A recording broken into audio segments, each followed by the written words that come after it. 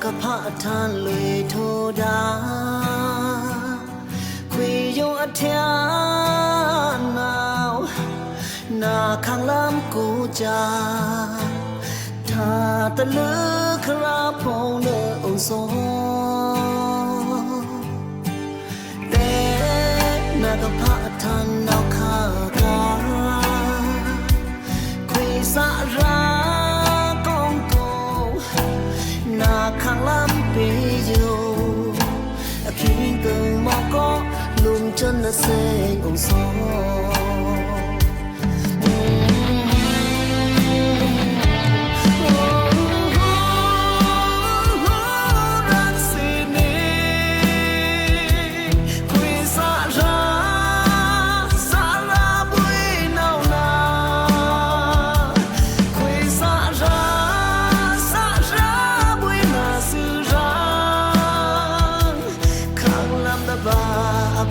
from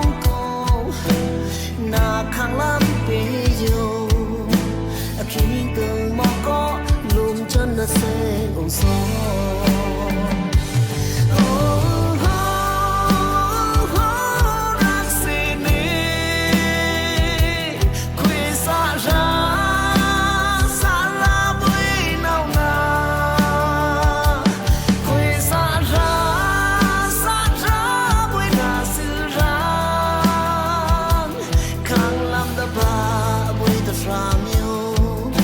na mento ong so tao ao kring mo lang su